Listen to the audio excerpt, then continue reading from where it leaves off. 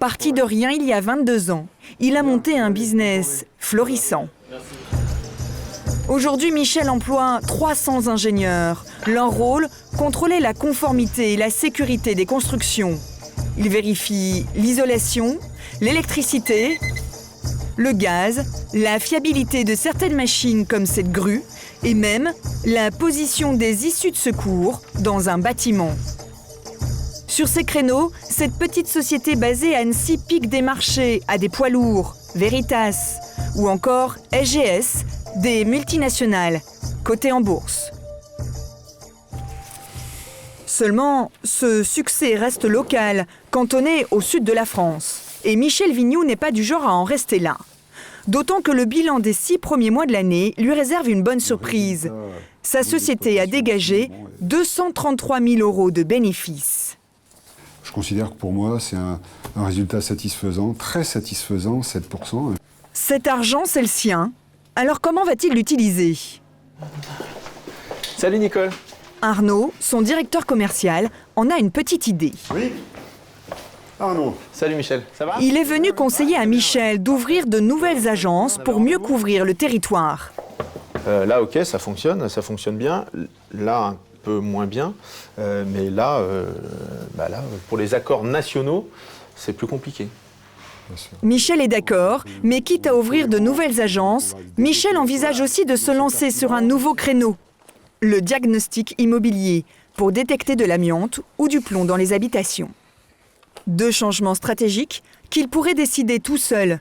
Mais dans sa société, les salariés ont aussi leur mot à dire. Alors 2 jours plus tard, à l'aéroport de Lyon. Dans une salle, Michel Vignoux a convoqué tous ses directeurs d'agence. En tout, une trentaine de personnes. Tout de suite, on verra. On démarre. Avec eux tous les mois, ce patron prend les décisions les plus importantes pour sa société. Ce jour-là, c'est donc sur ces 2 grands projets qu'il va leur demander leur avis. Qu'est-ce que vous en pensez? Est-ce que vous êtes d'accord? Est-ce que vous avez... Il faut d'abord les convaincre d'embaucher pour se lancer dans le diagnostic immobilier. Mais les chefs d'agence n'y croient pas. Pour eux, cette activité ne rapporte rien. Les prix pratiqués sont trop bas. Tout ce qui est diagnostic, c'est le moins cher. Et s'il y a une nouvelle chute immobilière, la société, elle ne vaut plus un clou, quoi. Ça ne nous apportera rien au niveau national. Si, ça nous apportera parce que ça nous donnera les fondements, les bases. Si cette activité elle est rentable, on va déjà... Michel les sent inquiets, alors il argumente parce qu'à la fin de la discussion, il y a un vote. On va pas... Bon, allez, ce qu'on va faire, c'est qu'on va voter, on va voir si on a un refus ou pas. Puis après, on verra. Car il ne prend aucune décision sans l'accord des salariés. Qui est pour, donc, qu'on se renforce dans cette activité. Et cela semble mal engagé pour Michel. 4. Qui s'abstient? 1, 2, 3, 4, 5, 6... Et personne ne craint de s'exprimer publiquement contre l'avis du patron. Ça, hein. Qui est contre? 1, 2, 3, 4, 5, 6, 7, 8, 9. Bon, donc la décision, là, n'est pas retenue. La proposition est rejetée. Bon, je reviendrai plus tard. Il renonce, pour l'instant, car pour lui, imposer une activité contre l'avis de ses chefs d'agence, ce n'est pas productif. Moi, je vais continuer. Ils ne vont pas vouloir accueillir du personnel dédié à cette activité, et donc ça sera forcément un échec. Ça sera une perte de temps, une perte d'énergie, une perte d'argent également. Tout à fait. Michel est un peu déçu, alors il espère se rattraper sur le 2e projet, ouvrir des agences dans le nord de la France. Son directeur commercial est même venu lui prêter main forte. Donc moi je trouve que l'intérêt c'est évidemment de toucher de nouveaux appels d'offres, de nous permettre de répondre plus largement à des gros appels d'offres, nationaux bien évidemment. Et cette fois-ci, les arguments semblent convaincre. Qui est favorable? Donc levez le doigt, ouais.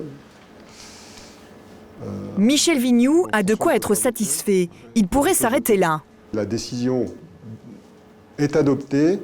Mais au pour niveau ouvrir du de CDE. nouvelles agences, il tient à obtenir l'accord d'un autre groupe, bien plus difficile à convaincre.